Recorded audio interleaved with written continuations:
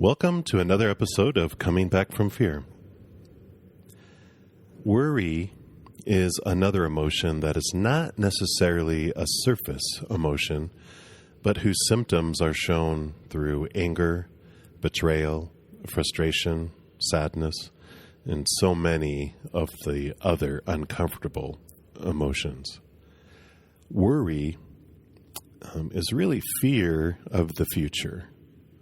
We're usually concerned that things are or aren't going to turn out a certain way.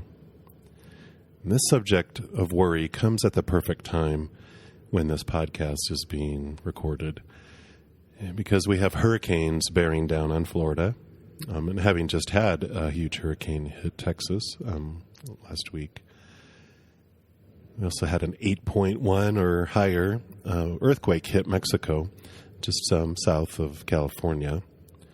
Several earthquakes also are hitting in Montana and Idaho, and those aren't normal places where earthquakes happen. There's a large number of fires burning in the north and northwest of the United States. Of course, North Korea is also continuing their threats of nuclear strikes at the United States.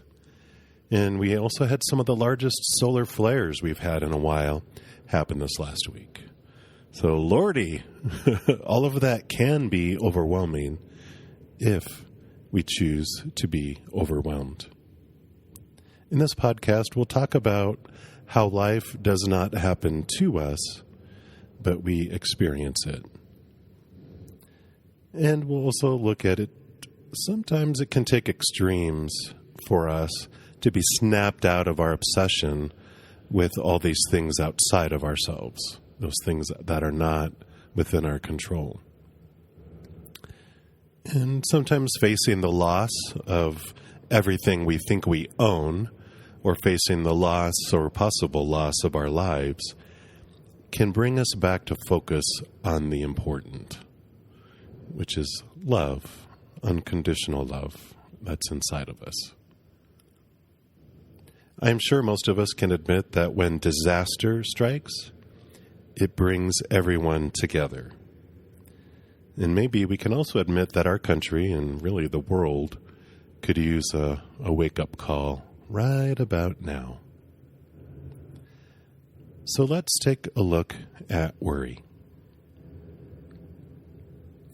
Two sisters inherited a ranch after their parents had passed away. They were determined to make it work in honor of the hard efforts their parents had put into the ranch for over 50 years. There wasn't much money left after the sisters paid off debts and purchased their female cows. They had about $1,000 to purchase a healthy bull. They searched far and wide and located a prospect. Since the younger sister wasn't the sharpest tool in the tool shed, the older sister decided to go check out the bull. If the bull was acceptable, she would wire the younger sister to bring the truck and trailer to pick it up. So off the older sister went, and the bull was perfect. The owner was asking $999 for it, which was nearly the sister's entire budget. But it was a deal she couldn't pass up, so she made the purchase and headed to the nearby town to wire her sister. She excitedly told the clerk her situation, and he informed her that the wires were $1 per word. "But all I have is $1, pleaded the older sister. "I'm sorry, ma'am, the rules are the rules," he replied. So she thought for a moment, and then wrote out the wire request and handed it to the gentleman.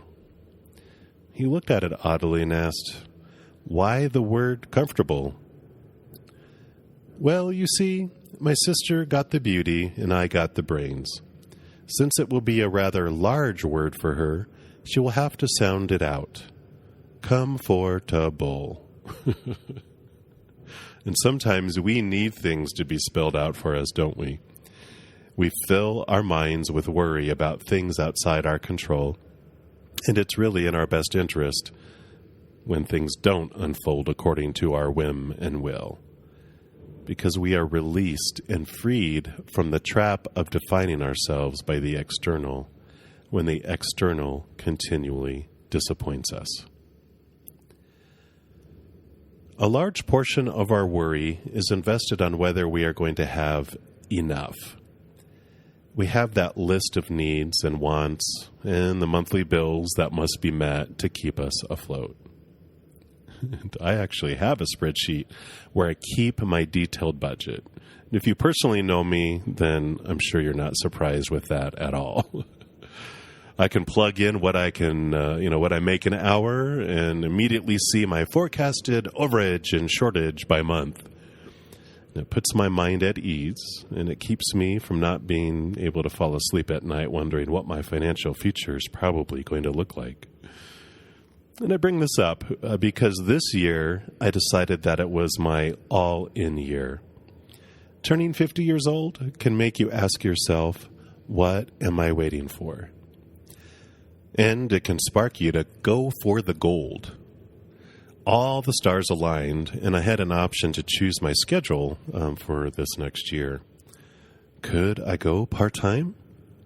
I ran to my spreadsheet to see what would happen. I plugged in 32 hours. It's still an overage of income. Woohoo! Do I dare see if I could go to 24 hours per week? That in itself shook me up a little bit. Having worked at least 40 hours per week since I was 16, some of my identity was attached to working the hours we are supposed to. Because really we think if we can get more, we are taught that we should go obtain it. But after I ran my spreadsheet, I could still survive with 24 hours per week. So I made the leap. And you bet that I kept checking my spreadsheet, double-checking it, and triple-checking it for several weeks after that.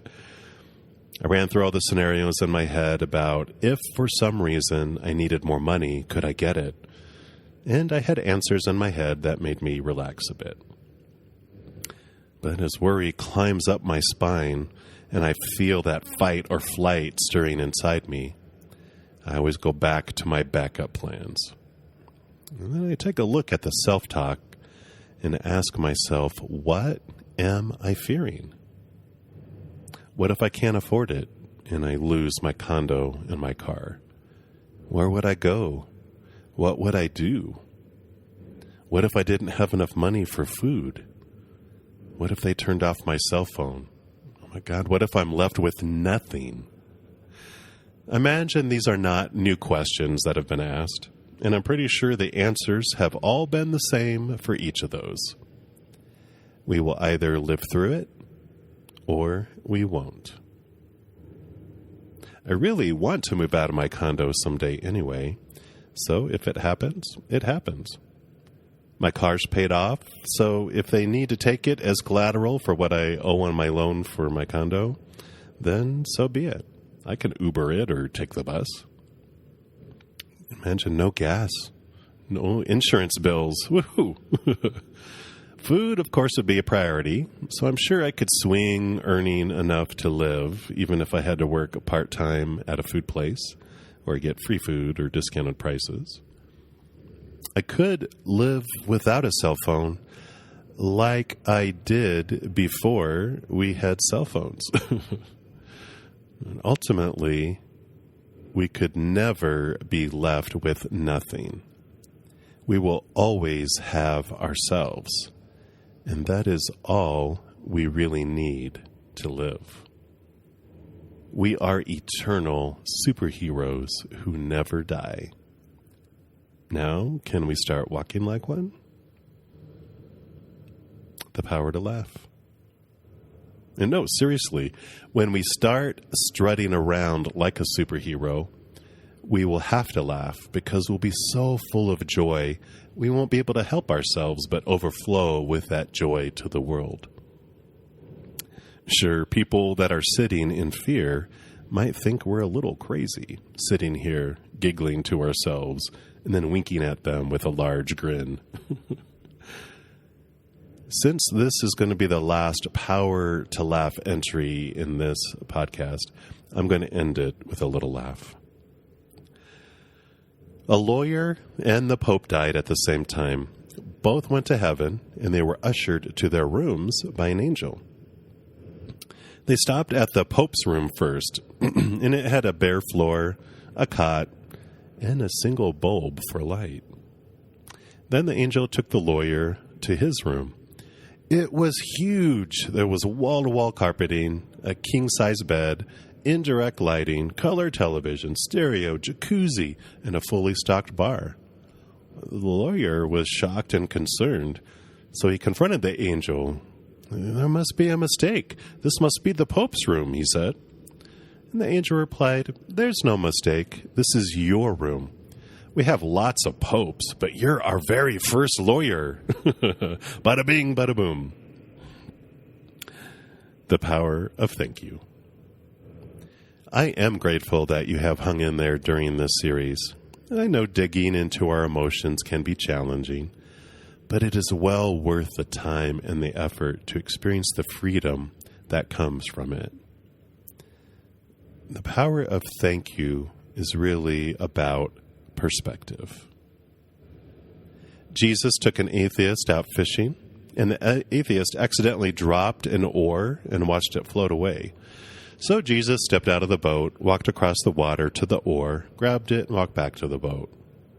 Well, the next day, a friend asked the atheist if he had enjoyed fishing with Jesus.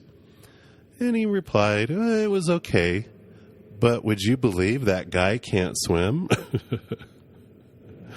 If we want to find gratitude, we will find it. If we want to find less, we will find it too. Our power of choice amplifies whichever decision we make. The power of now. Worry is grounded in the fear of the future. Visions of what will and won't happen play in our heads, and they seem real. Handling one moment at a time is where bliss happens. Trying to handle hundreds of different moments that could happen will drive us to exhaustion. Releasing control of the future to whatever will be allows us to focus all of our energy into this moment. If we have one pitcher of water and try to fill up 100 glasses, each would be partially full. If we focus on filling up one glass, it is constantly full and even overflowing. We are given a pitcher of water for each day to be used for this day. So if we can focus on today's glass, we'll have a glass that is not half full, but overflowing. The power of now allows us to observe where we are right now, and it allows us to take one more step to whatever is immediately next. That is all that exists. Life is lived in this moment and no other. The power of no. The phrase Hakuna Matata was made famous, of course, by the movie The Lion King. It is Swahili, and roughly translated, it is no worries. Hakuna means there is not here, and Matata is like the plural form of problem. So basically, the rough interpretation is, there is not here problems. And now that you're probably singing the Hakuna Matata song in your head, go ahead and attach that song to your power of no. No worries for the rest of your days, if you choose so. When a worry or any of the uncomfortable emotions of fear rise up and start to stir within you, just hum that song and realize that we can watch them float on by as thoughts. We don't have to grow a hold of that stick in the water. Who knows? That could be a snake in the river anyway. But we can just raise our pointer finger to it and wag it back and forth as we say, no, no, no. I'm not going to pick you up.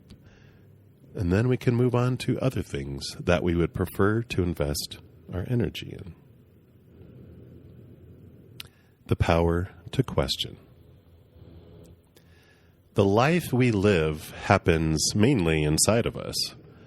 Though our physical body is roaming the physical plane, our fear ego is taking us through a virtual game. We're a world full of humans that have goggles in front of our eyes that only project what it's programmed to see.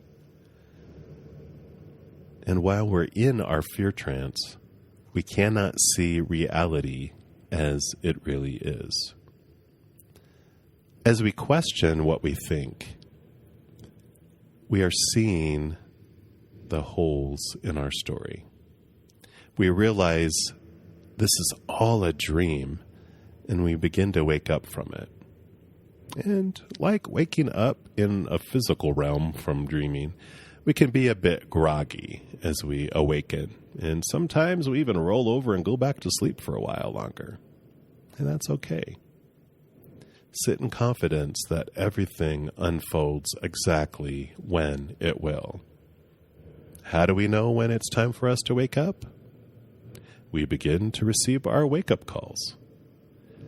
Subtle beeping starts within us and grows louder until it shakes us from the dream. And yes, we might throw the alarm clock or phone across the room because we are cranky as we wake up. And the wake-up process starts off subtly. But most of us end up having a bucket of cold water thrown on us because, admittedly, most of us have stubborn tendencies, don't we?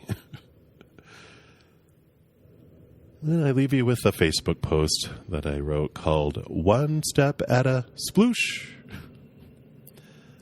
What is more realistic? Jumping safely each time as we hop from stone to stone on our adventure across the great sea? Or step, sploosh, into the water we go? Exactly. Sploosh. Isn't life more exciting, though, when we're experiencing it, rather than having everything work out perfectly according to plan? I know. We would like to have been given a choice in that decision, right? Well, the good news is we were. We all decided that the perfect plan was to come here to the planet to play, have fun, and go through all types of amazing changes. We wanted to witness the variety of contrasts that exist here. Earth is much different than the land from where we come. Earth is a place of conditions and laws. What goes up must come down, etc. But some of us decided that while on the playground, we wanted some rules to play by too. And this is what caused more contrasts. Conditional love versus unconditional love. And one of the best parts about it all is that we get to decide how we want to play on this mega playground. That was also part of our perfect plan. We get to experience life how we want. Remembering this is the beginning of having a blast. So jump in. The water's fine. Sploosh. The next episode will be the last in this series, and we'll talk about the happy feelings. And it might give you a little taste of what the future series is going to look like as well. Until then, take a look at one thing that you're worried about today. Take some deep breaths and come to a place of calm and quietness. Then ask yourself, what am I fearing? Who am I worried about disappointing? Who do I think will judge me so harshly? Do you think they would treat you that way out of love or out of fear? How are you treating yourself? As a best friend? When we're done on this planet, we'll still have our true selves. And take a lot of comfort in that. Be confident, be free, because you never have to do anything you don't want to do.